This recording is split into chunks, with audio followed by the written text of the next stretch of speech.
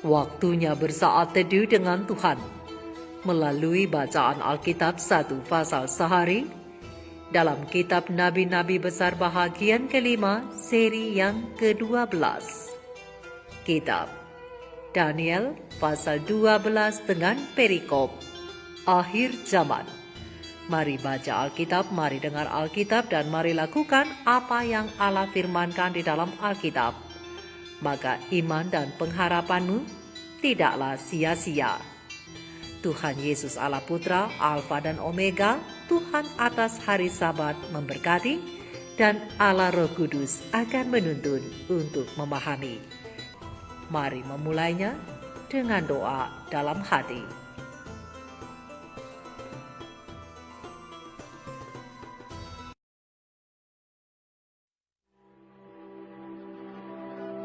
Pada waktu itu juga akan muncul Mikael, pemimpin besar itu, yang akan mendampingi anak-anak bangsamu.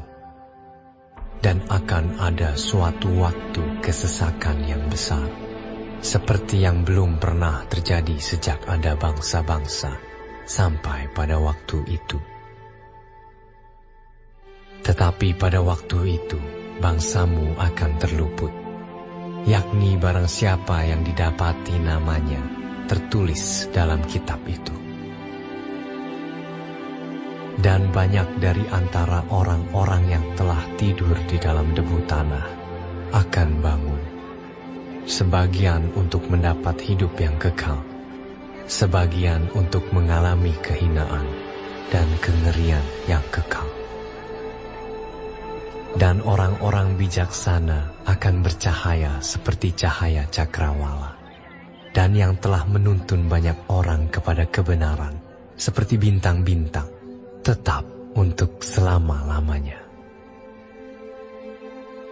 Tetapi engkau, Daniel, sembunyikanlah segala firman itu, dan meteraikanlah kitab itu sampai pada akhir zaman.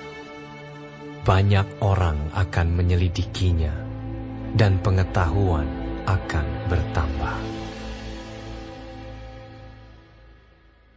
Kemudian aku, Daniel, melihat, maka tampaklah berdiri dua orang lain, seorang di tepi sungai sebelah sini, dan yang lain di tepi sungai yang sebelah sana.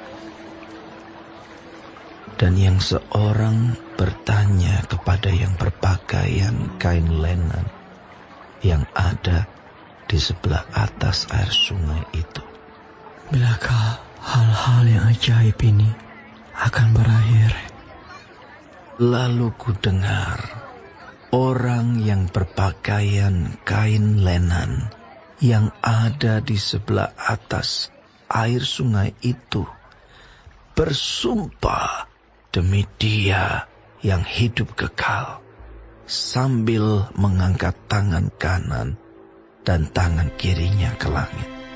1 masa, dan 2 masa, dan setengah masa, dan setelah berakhir kuasa perusak bangsa yang kudus itu, maka segala hal ini akan digenapi. Adapun aku, memang ku dengar hal itu, tetapi tidak memahaminya. Lalu ku tanya, Tuanku, apakah akhir segala hal ini? Tetapi ia menjawab, Pergilah, Daniel, sebab firman ini akan tinggal tersembunyi dan termeterai sampai akhir zaman. Banyak orang akan disucikan dan dimurnikan dan diuji. Tetapi orang-orang fasik akan berlaku fasik. Tidak seorang pun dari orang fasik itu akan memahaminya. Tetapi orang-orang bijaksana akan memahaminya. Sejak dihentikan korban sehari-hari dan ditegakkan dewa-dewa kekejian yang membinasakan itu, ada 1290 hari. Berbahagialah orang yang tetap menanti-nanti dan mencapai 1335 hari. Tetapi engkau, pergilah sampai tiba akhir zaman, dan engkau akan beristirahat dan akan bangkit untuk mendapat bagianmu pada kesudahan zaman.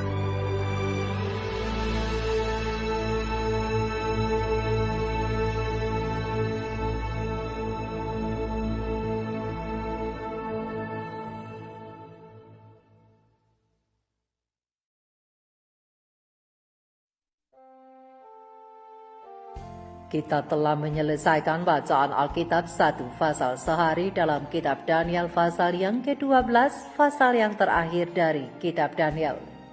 Sedikit perenungan mengenai pasal ini tentang dari utara dan selatan menuju tanah yang indah bahagian terakhir, dengan ayat panduan perenungan terang besar Alkitab Daniel 12 ayat 1 dengan bunyi nas.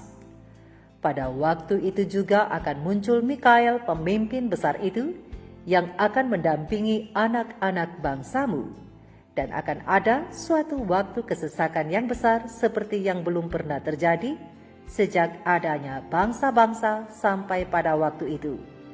Tetapi pada waktu itu bangsamu akan terluput, yakni barang siapa yang didapati namanya tertulis dalam kitab itu. Sahabat-sahabat firman, sahabat-sahabat surgawi yang dikasihi oleh Tuhan di mana saja Anda berada. Akhir zaman yang tertulis di dalam Daniel 11 ayat 40 dimulai pada 1798 Tarik Masehi, ketika Prancis menyerang Roma keagamaan dan melucuti mereka dari kekuasaan politiknya untuk sementara waktu pada sebuah revolusi yang disebut Revolusi Prancis. Mengapa sampai ada revolusi Prancis? Catatan sejarah dalam pena Ilham Ilahi Roh Nubuat Kemenangan Akhir, halaman 278 alinea pertama, alinea kedua, dan alinea yang keempat menjelaskan. Perang melawan Alkitab yang berlangsung beberapa abad di Prancis mencapai puncaknya dalam wujud revolusi. Perang yang mengerikan terjadi sebagai akibat dari penindasan Roma pada Alkitab. Hal ini menyajikan satu gambaran paling jelas yang pernah disaksikan dunia ini mengenai akibat dari peraturan Roma agamawi, suatu gambaran dari akibat ajaran gereja Roma yang dipeliharanya selama lebih dari 1000 tahun. Perang melawan Alkitab selama masa keunggulan Roma agamawi ini telah dinubuatkan oleh para nabi. Pewahyu juga menunjukkan kepada akibat yang mengerikan yang meluas terutama ke Prancis dari dominasi manusia durhaka itu. Jangka waktu yang disebutkan di sini 42 bulan dan 1260 hari adalah sama, yaitu menggambarkan zaman di mana gereja Kristus menderita penindasan dari Roma. Jangka waktu 1260 tahun supremasi Roma agamawi bermula dari tahun 538 Tarik Masehi dan kemudian akan berakhir pada tahun 1798 Tarik Masehi dengan datangnya atau adanya revolusi Prancis. Tetapi ketika lukanya sembuh, lihat Wahyu 12 ayat 17, Wahyu 13 ayat 3. Maka Raja Utara atau Roma keagamaan, Roma agamawi ini akan menyerang umat Allah yang sisa, yang dilambangkan dengan tanah permai. Lihat Daniel 11 ayat 41 yang dalam kitab Wahyu disebut Sion. Lihat Wahyu 14 ayat 1. Tapi dalam penyerangan itu dikatakan bahwa banyak orang akan bergabung dengan umat Tuhan. Mereka-mereka ini dilambangkan dengan Edom, Moab, dan bagian penting lainnya dari Bani Amon. Mereka yang bergabung dengan umat Tuhan berhasil meluputkan diri dari pengaruh Raja Utara. Lihat Daniel 11 ayat 41. Tetapi mengapa mereka meluputkan diri dari Raja Utara itu? Ya, karena mereka akhirnya mendengarkan pekabaran rangkap 3 oleh malaikat yang kita kenal dengan pekabaran 3 malaikat yang memerintahkan untuk takut dan hormat kepada Allah yang menjadikan langit, bumi, laut, dan semua mata air. Dan ingat, hukum yang memuat penghormatan kepada Allah sebagai pencipta ada di dalam hukumnya yang keempat yang berbunyi, ingatlah dan kuduskanlah hari Sabat. Sebab 6 hari lamanya Allah menjadikan langit, bumi, laut, dan segala isinya, dan seterusnya. Selain itu, pekabaran 3 malaikat juga membuka kedok setan dan antek-anteknya. Lihat Keluaran 20 ayat 8 hingga 11 dan Wahyu 14 ayat 6 sampai 12. Lalu Raja Utara atau Roma keagamaan akan bergabung dengan mereka yang bersekutu dengan dia dalam persekutuan rangkap 3 yang dalam kitab Wahyu disebut 3 roh najis. Lihat Wahyu 16 ayat 13 dan Daniel 11 ayat 43. Mereka akan menghimpun orang banyak yang dalam kitab Wahyu dilambangkan dengan laut untuk menyerang umat sisa milik kepunyaan Allah. Namun mereka akan dihancurkan pada waktu kedatangan Yesus Kristus yang kedua kali. Lihat Daniel 11 ayat 45 dan Wahyu 16 ayat 14 sampai 21. Sahabat-sahabat firman, sahabat-sahabatku, pena Ilham Ilahi Roh Nubuat Selected Messages, volume 2, chapter 12 halaman 109 menjelaskan bahwa semua yang Allah beritahukan dalam sejarah nubuatan yang ditentukan untuk digenapi di masa lalu telah terjadi. Dan semua yang nubuatan katakan akan terjadi di masa depan juga akan terjadi secara berurutan. Daniel, Nabi Allah itu telah berdiri di tempatnya, dan Yohanes juga berdiri di tempatnya. Dalam kitab Wahyu, singa suku Yehuda yaitu Yesus Kristus telah membuka kepada mereka yang mempelajari kitab Daniel, dan dengan demikian Daniel telah berdiri di tempatnya. Daniel telah memberikan kesaksian akan apa yang Allah ungkapkan kepadanya dalam penglihatan tentang peristiwa-peristiwa besar dan hikmat yang harus kita ketahui ketika kita berdiri di ambang kegenapannya. Untuk itu, sahabat-sahabatku, sahabat-sahabat firman, apakah kita juga mau seperti Daniel, berdiri di tempat-tempat kita masing-masing yaitu pada kebenaran Allah dan bersinar bagi dunia untuk menuntun mereka yang belum mengetahui akan kebenaran yang sesungguhnya agar mereka datang kepada Juru Selamat? Sebab firman Tuhan berkata, dan orang-orang bijaksana akan bercahaya seperti cahaya cakrawala, dan yang telah menuntun banyak orang kepada kebenaran seperti bintang-bintang tetap untuk selama-lamanya. Daniel 12 ayat 3. Dan mengenai nubuat-nubuat lain yang menunjukkan datangnya hari Tuhan yang selanjutnya, dia yang berbicara kepada Daniel di ayat yang keempat pasal yang ke-12 memberikan pesan kepada hamba Allah itu bahwa firman nubuat ini akan tinggal tersembunyi dan dimeteraikan sampai akhir zaman. Tetapi orang-orang akan menyelidikinya dan pengetahuan akan bertambah. Dan sebagai informasi tambahan yang diberikan sehubungan dengan hal itu, banyak orang akan disucikan, dimurnikan, dan diuji. Tetapi orang jahat akan melanjutkan kebiasaan buruk mereka. Walaupun mereka berusaha menutup-nutupi dosanya, namun tetap ibadahnya kepada Tuhan akan terlihat hanyalah ibadah basa-basi atau tidak sungguh-sungguh, dan tidak ada penyerahan hati. Mereka-mereka ini tidak akan diberi pengertian untuk memahami firman nubuat itu. Akan tetapi mereka yang bijaksana dalam tanda kutip yang berjalan bersama Kristus dan Roh Kudus, merekalah yang akan memperoleh pengertian akan hal itu. Lihat ayat yang ke-9 dan ayat yang ke-10 Daniel pasal 12. Setelah 2300 tahun nubuatan diberikan kepada Daniel, maka tidak ada lagi periode nubuatan panjang lainnya yang diberikan kepadanya. Masa-masa sulit dalam sejarah selama abad pertengahan akan berakhir pada 1798 Tarik Masehi, tetapi akan dimulai lagi sebelum akhir dari sejarah dunia. Dan kepada Daniel diberitahukan tentang 1290 hari pada ayat yang ke-11 dan ayat terakhir ayat yang ke-12 mengatakan, berbahagialah orang yang menunggu untuk mencapai akhir 1335 hari. Mengenai 1290 hari dan 1335 hari, beberapa peneliti mengungkapkan bahwa 1290 hari itu adalah dimulainya pekabaran kedatangan Yesus yang kedua kali yang diyakini melalui pergerakan William Miller. Dan untuk 1335 hari adalah puncak dari pekabaran itu yang berakhir pada tahun 1844 di mana peristiwa kedatangan belumlah terjadi, tetapi satu peristiwa penting telah terjadi di sorga, di mana dimulainya pelayanan Yesus di bait suci sorgawi di bilik yang maha kudus. Inilah nubuatan terpanjang dalam Alkitab, yaitu nubuat 2300 petang dan pagi.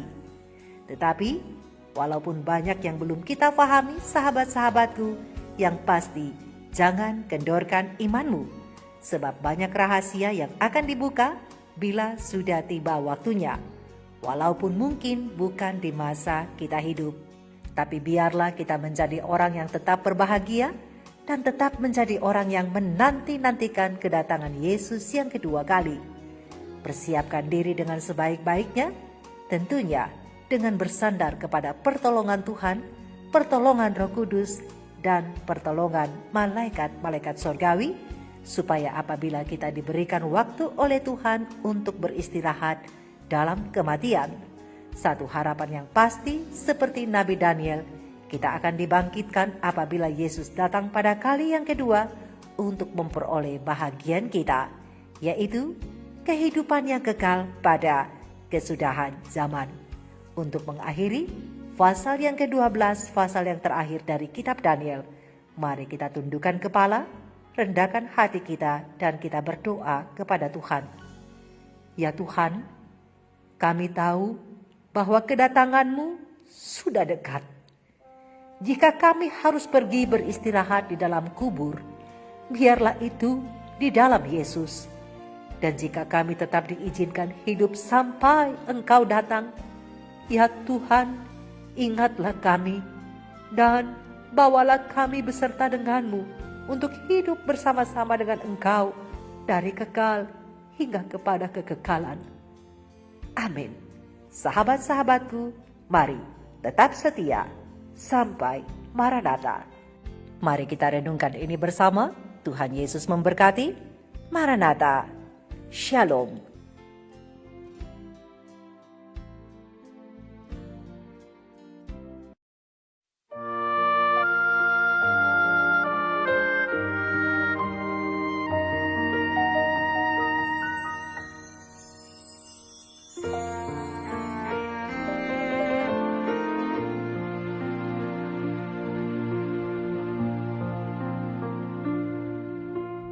Buka denganmu